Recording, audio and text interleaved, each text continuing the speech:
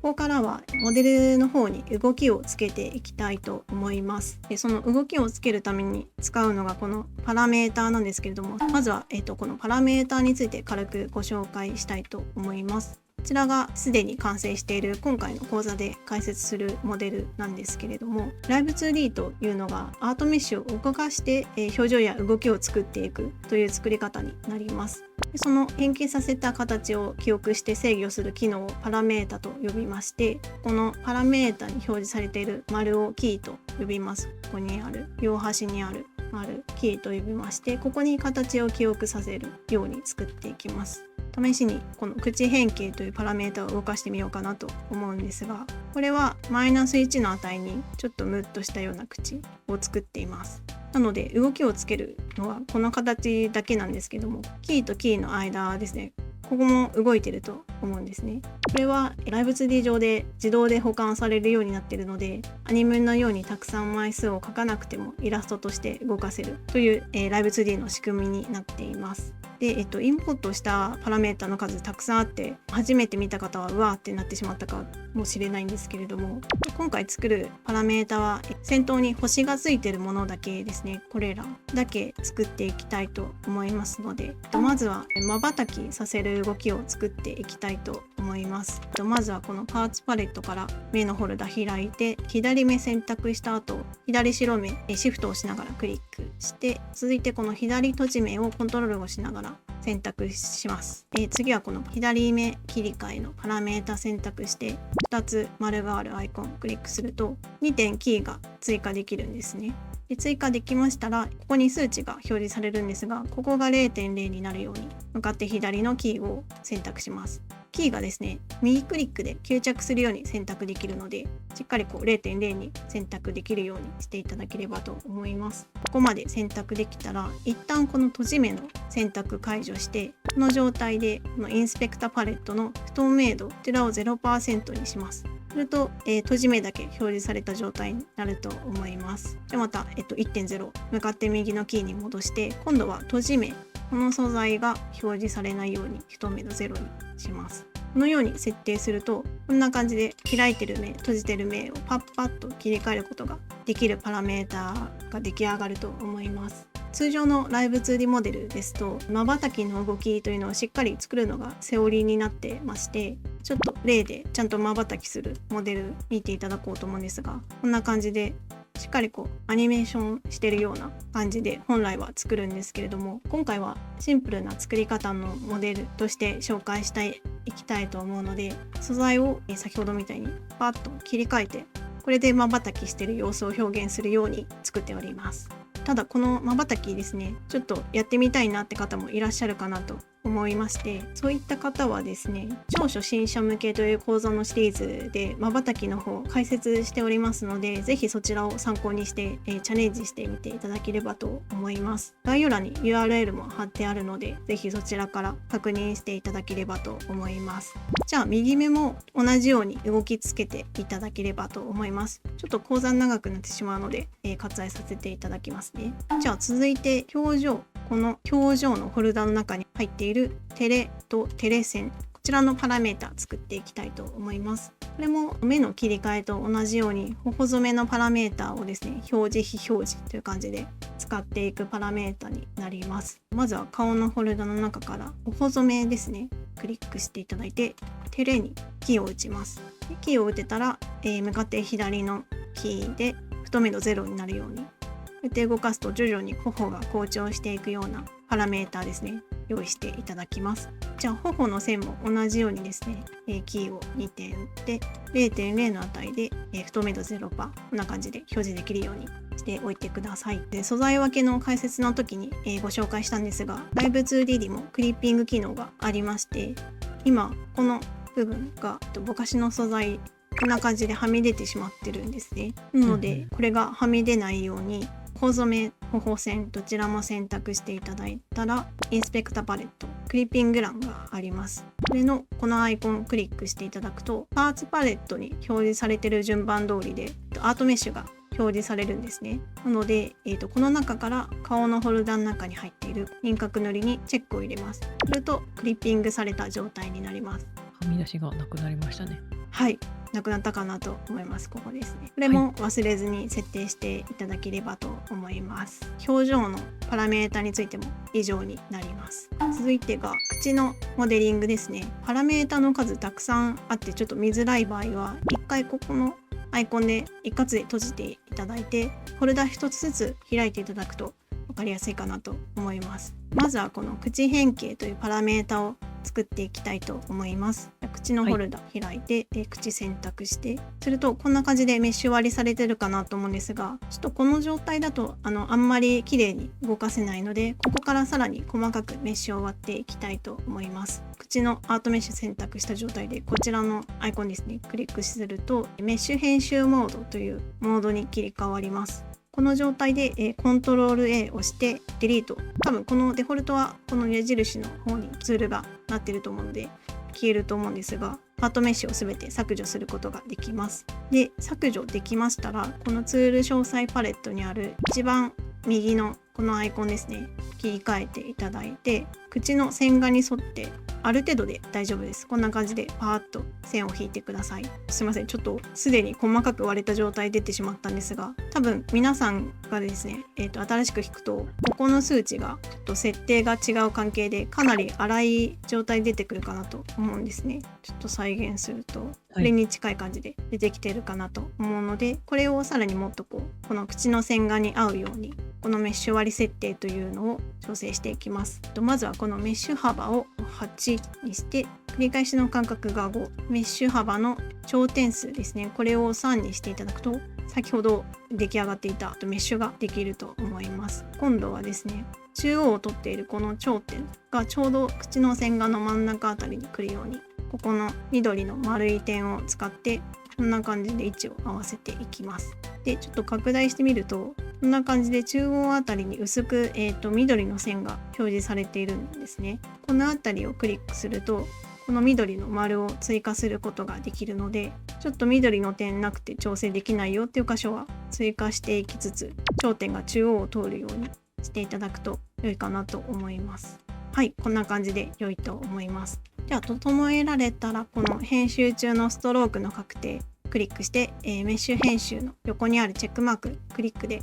メッシュ編集モードを終了してください。これで細かく割ることができたので、ここからはちょっと先ほどもお見せしたこの口を作っていきたいと思います。動きをつけるときに便利なツールがありますので、それに切り替えたいと思います。この画面の上にあるこちらのアイコンですね、これをクリックすると変形パスツールというのに切り替えることができます。こちらに切り替えていただいたらクリックしていただくとこんな感じで点が追加されていくんですね。これを広角の部分と、あと口がぐっと上がっているような部分と真ん中あたりと同じようにこのあたりで一番端っこという感じで配置していってください。そうですね、なるべく左右対称ぐらいになるように配置できると動きが綺麗になるかなと思います。変形パスまで打てたらパラメータにキーを打ちます。口変形のパラメータに今度は2点ですね。2点キー打っていただいて、今度はマイナス1の値に動きをつけていきます。ここまでできたら、中央のこの点ですね、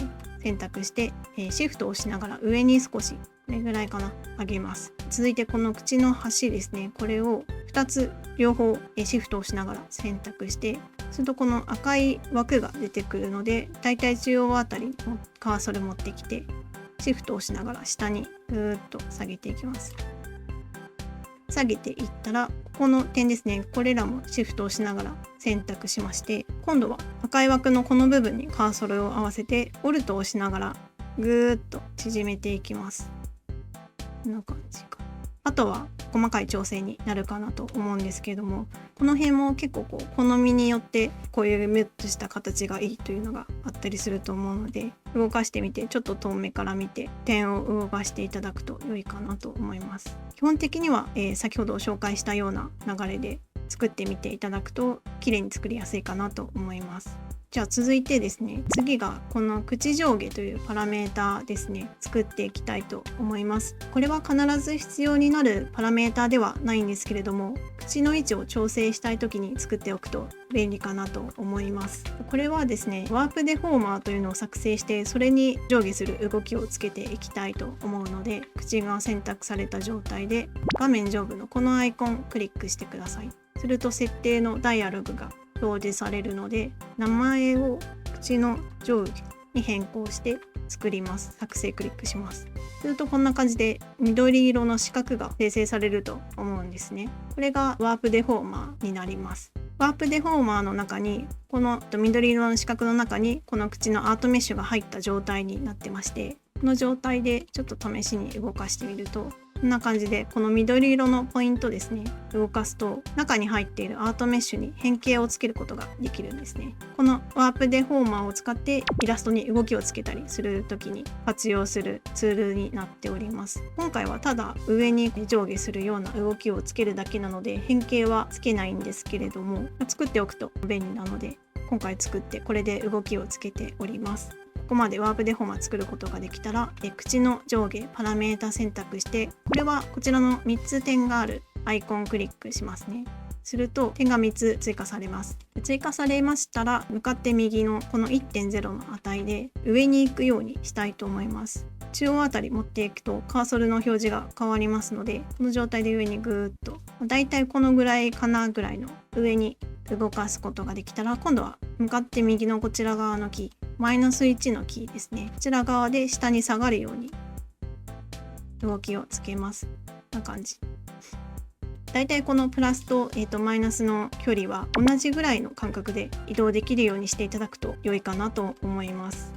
はい。こんな感じ。というところで口に関してのモデリングも以上になりますね。続いて今度はこの位置調整、頭の位置と体の位置について解説していきます。完成したモデルの方の動きを見てみると、先ほど作った口の上下の頭と体バージョンになります。このパラメータでリズムを取る動きを作っていきます。じゃあ、まずは頭の位置から作っていきたいと思いますので、パーツパレットで首から上の素材を全て選択できるようにするためにちょっとロックをかけたいと思います。まずこの腕 E から前腕 B ですね。続いて、上腕から腕 A、この範囲をドラッグするとロックをかけることができるので、ロックをかけていただいたら、この状態でコントロール A でアートメッシュを選択します。はい。で、選択できたら、口のアートメッシュだけ、このアートメッシュだけ選択を解除しておいてください。ここまでできたら、こちらのアイコンをクリックします。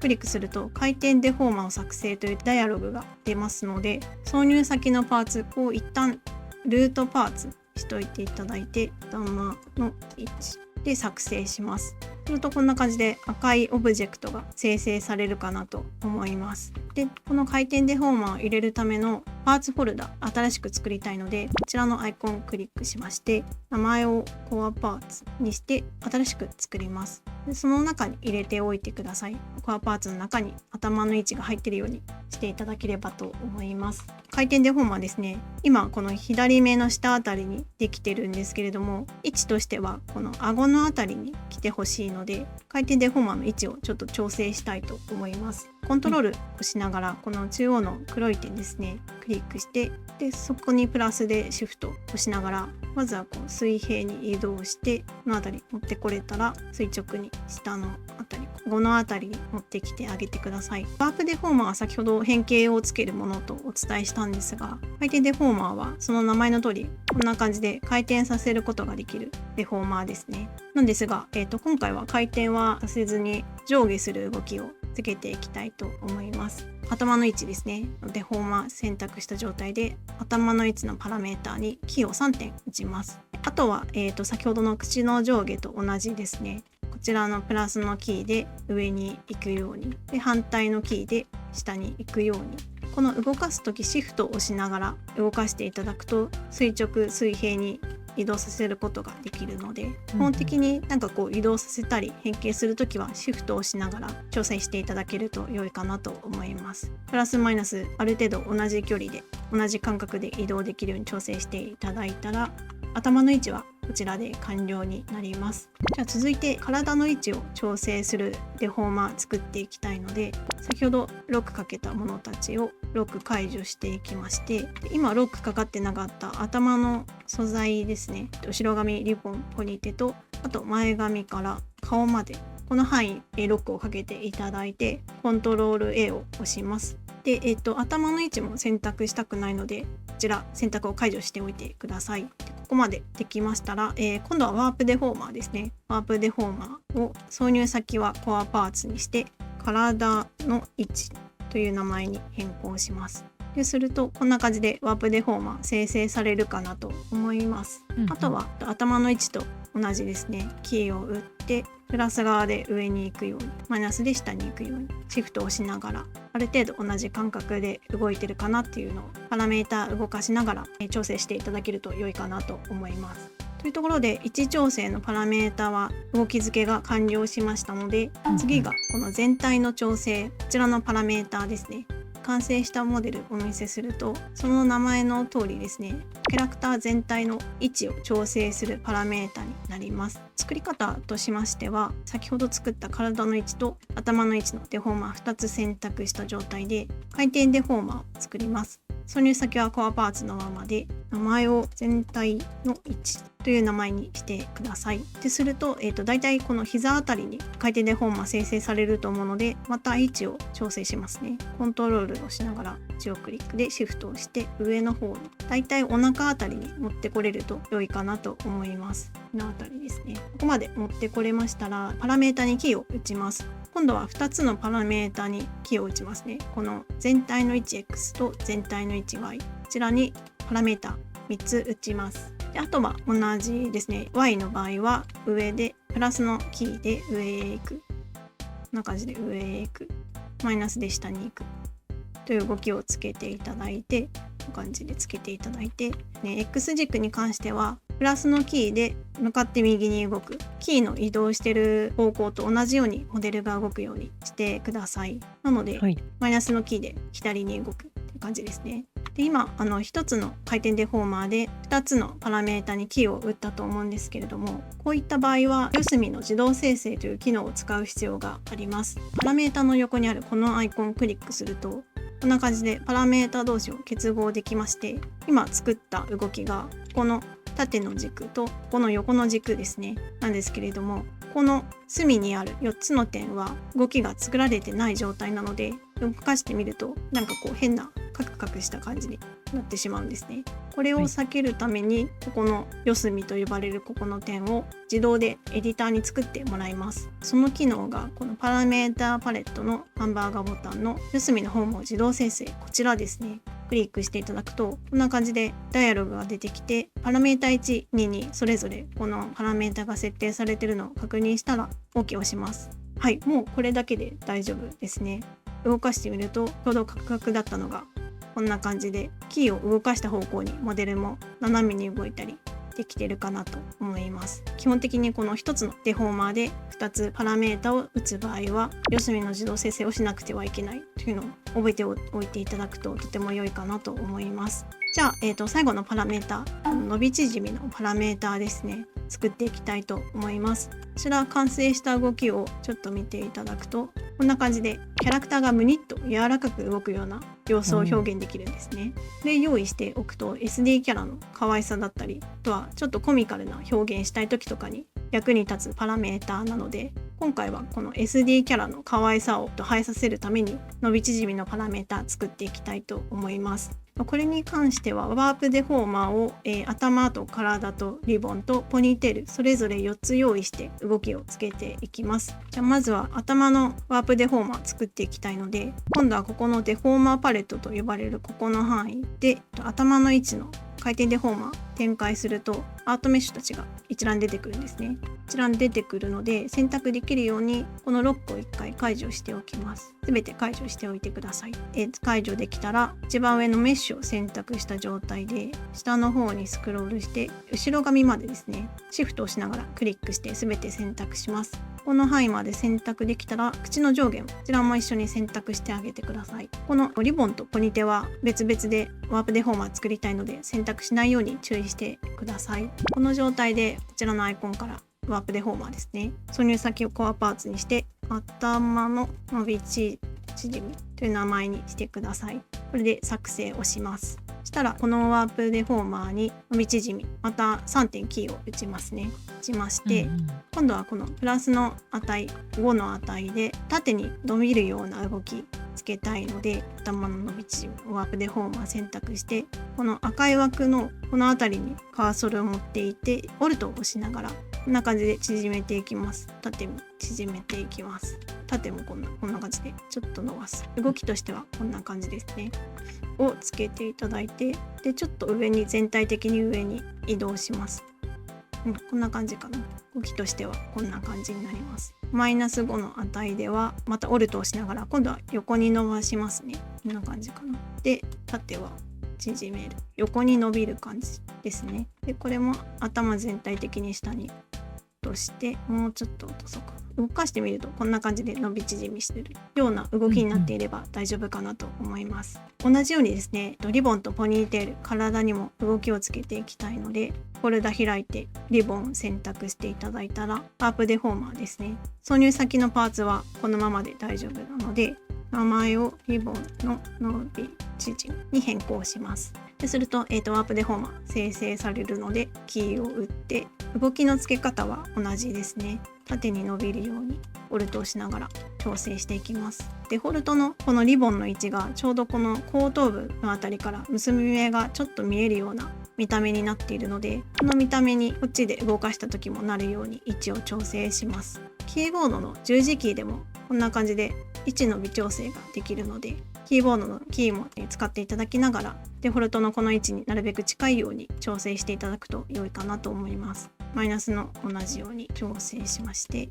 パラメータ動かしながら調整していきます。こんな感じで良いかな。じゃあ続いてポニーテールですね。ポニーテールは2つアートメッシュがあるので、どちらも選択していただいてワープデフォーマーですね、作成します。名前を伸び縮み変更して、キーを 3.1 プラス側で縦に伸びるような動きですね。でこれもデフォルトのこの位置になるべく合うように位置を調整します。だいたいこれぐらいでいいかな。で横の動きですね、もうちょっと縮んでもいいかな。こんな感じでパラメータ動かしつつ微調整して OK です。じゃあ最後に体の伸び縮みはコアパーツの中に入っている体の位置、こちらを選択してワープデフォーマー作成します。名前を体の伸び縮みで作成します。で同じように動き付けですね。プラスで縦に伸びるような動きで、この時この首と顎の位置もこのデフォルトの状態からあんまり変わらないようにした方が見た目が綺麗なので、体も位置を調整してあげます。こんな感じですね。